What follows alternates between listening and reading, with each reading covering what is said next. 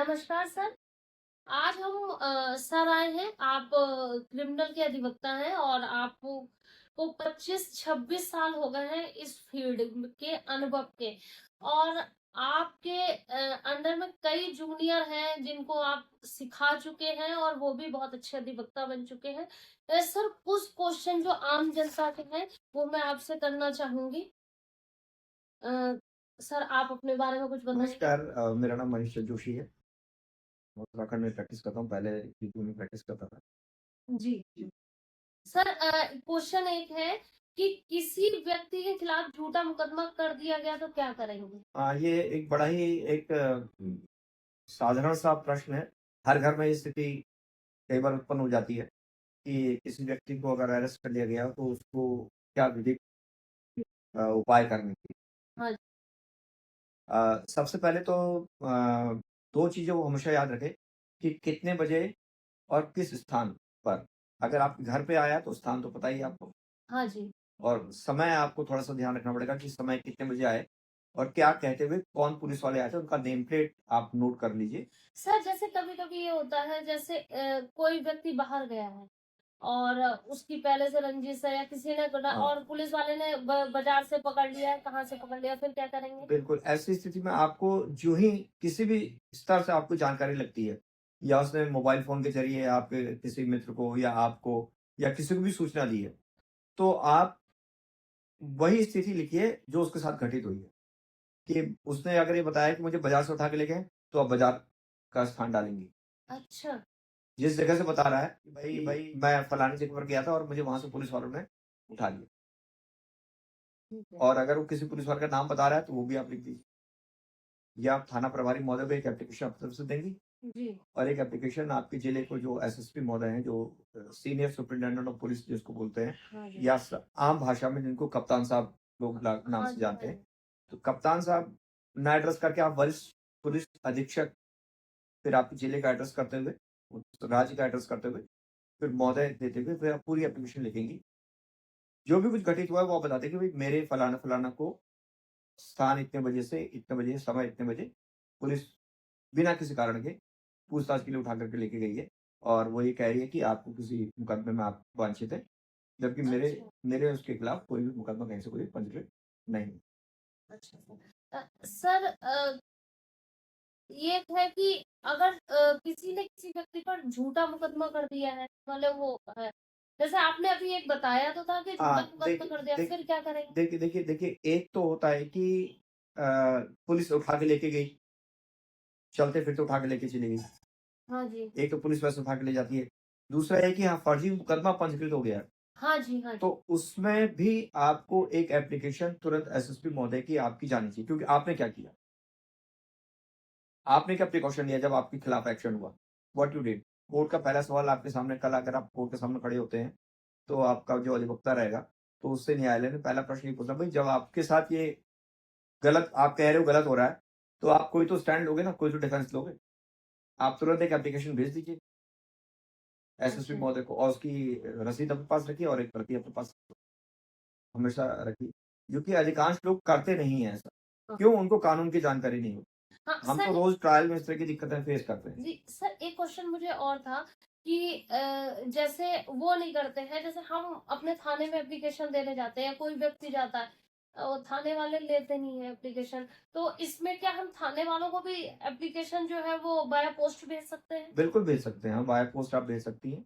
आप थाने वालों को बाय पोस्ट भेज दीजिए और उसकी एक रसीद जो आती है, डाक रसीद, जो रजिस्टर की डाक रसीद होती है, वो आप अपने पास सुरक्षित रखिए और एसएसपी महोदय को जो आप प्रेषित कर रहे हैं, उसकी रसीद और उसकी प्रति अपने पास सुरक्षित रखिए। अच्छा, कोर्ट में सर इसका संज्ञान कैसे होगा? जैसे अगर कोई अधिवक्ता के पास आता है, एक दिन उसने एप्लीकेशन भेज दी, फिर दूसरे दिन अधिवक्ता के पास आए, तो हमें सबसे पहले क्या संज्ञान लेना होगा?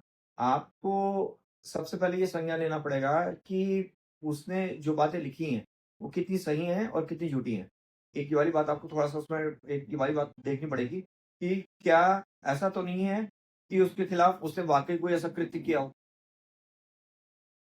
उसने वाक़ई ऐसा कोई कृत्य किया हो या ऐसा कोई कांड किया हो या ऐसा कोई काम किया हो कि भई जिसकी चर्चा आम पब्लिक में हो रही है। तो आपको पता चल जाएगा कि यार ये बंदा मेरा क्लाइंट सही नहीं बोल रहा है। हाँ। ठीक है ना? और अगर कहीं कोई चर्चा नहीं हुई है जी, और बिना किसी बात में उसको उठा लिया गया है, तो आपको एक अधिवक्ता को पता चल जाता है। जी, ये तो बड़ी साधारण सी बात होती है, हम लोगों को पता चल जाता है कि यार ये इसके साथ हुआ है या नहीं हुआ है। क्योंकि जी, वहाँ के आस-पास वाले लोग होते हैं, उस इलाके के लोग होते हैं, वो भी आके कहीं न कहीं टकरा जाते हैं। अरे यार, वो तो खुद ही बोल देते हैं, भाई साहब ये मुकदमा झूठा है, ये मुकदमा सही लगा है। उससे आपको आइडिया लग जाता है कि आपको एक स्टैंड मिल जाता है कि हाँ, मेरा क्लाइंट कितना सही है। लेकिन अच्छा। ये है कि सबसे इम्पोर्टेंट बात तो एडवोकेट के लिए यही होती है कि वो अपने क्लाइंट पर विश्वास रखे।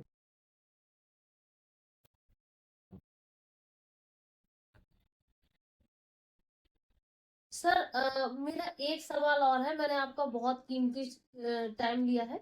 एक सर मेरा ये सवाल है, जो माइक्रो फाइनेंस कंपनियां होती हैं, जो लोन देती हैं, यदि किसी व्यक्ति की किस्त टूट जाती है, तो वो डरा धमका के, जैसे किसी ने गाड़ी पे किस्त ली, तो डरा धमका के वो गाड़ी खींच के ले जाती, गाड़ी उठा के ले जाती, तो व्यक्ति क्या करे? ये बड़ा ही ज्वलंत प्रश्न है ये। कई बार हमारे पास क्लाइंट्स भी आते हैं इस प्रकार के। अभी हाल में मैंने एक क्लाइंट की गाड़ी उठा ली थी। उन लोगों ने माल उठा ली।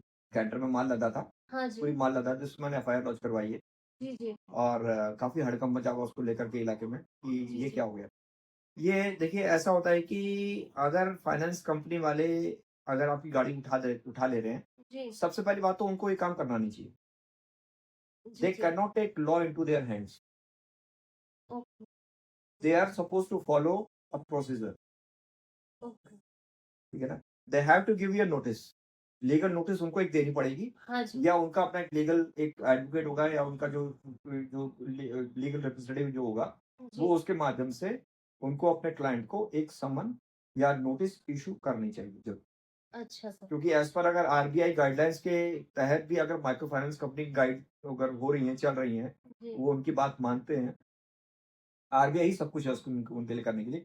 आपने अक्सर देखा होगा जो बड़ी-बड़ी जो बैंक्स हैं, एसबीआई, हाँ जी। पीएनबी, पंजाब नेशनल बैंक, हाँ जी। ठीक है ना, यूनियन बैंक, जी। ये इस तरह के काम नहीं करते। इनके अपने लीगल काउंसल्स अपने पड़े हुए हैं और बंदों को अपना लीगल नोटिस देते हैं या कोर्ट पहुंच जाते हैं। लोक अदालत के जी। जरिए इनका मामला बड़े आराम से निस्तारण हो जाता है, उनको पेमेंट से मतलब होता है, उनको गाड़ी से मतलब नहीं। जी। जी। लेकिन ये जो छोटी प्रकार की जो कंपनियां होती हैं, they do such type of activities which they should not do. मैंने तो आज तक नहीं सुना है कि किसी एसबीआई वाले ने किसी की चलती हुई कैंटर रोक ली हो या गाड़ी रोक ली हो। ये छोटी कंपनी वाले ही पता नहीं किस तरह का काम करते हैं।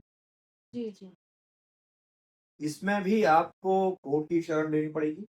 सेम प्रोसीजर आपको एसएसपी सर को एक एप्लीकेशन देनी पड़ेगी अपने जिले के जो आपके वरिष्ठ पुलिस अधीक्षक महोदय हैं आपके जिले के।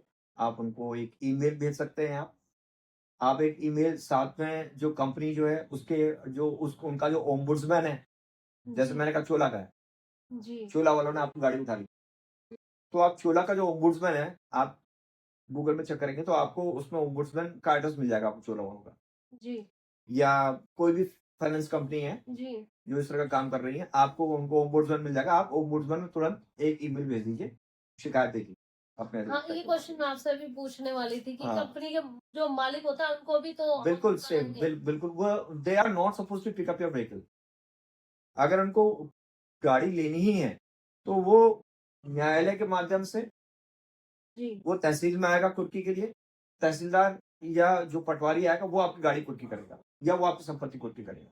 क्योंकि अच्छा। आपने गारंटर लगाए हैं 2, जी। क्यों लगाए हैं?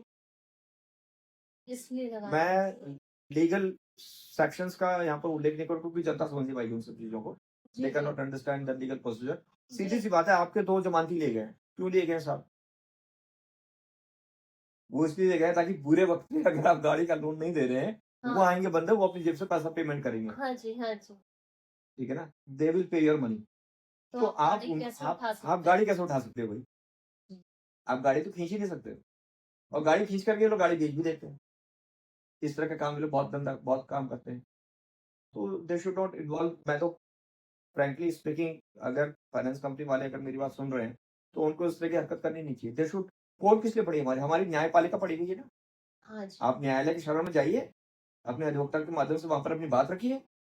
आप गाड़ी कुर्क कर रही हैं, शौक से करिए। आप लीगल प्रोसीजर के थ्रू आइए आप। You are allowed. ठीक है। ये तो गलत तरीका है। You can not take law into okay. There sir बहुत-बहुत शुक्रिया। आपने मैंने केवल अभी आपसे 3 क्वेश्चन पूछे थैंक्स अ क्योंकि लॉट। अभी आप बहस करके आए हैं और आपको अभी अपना कोर्ट का अब आप अपने ऑफिस जाएँगे, बहुत काम है और टाइम भी हो गया है।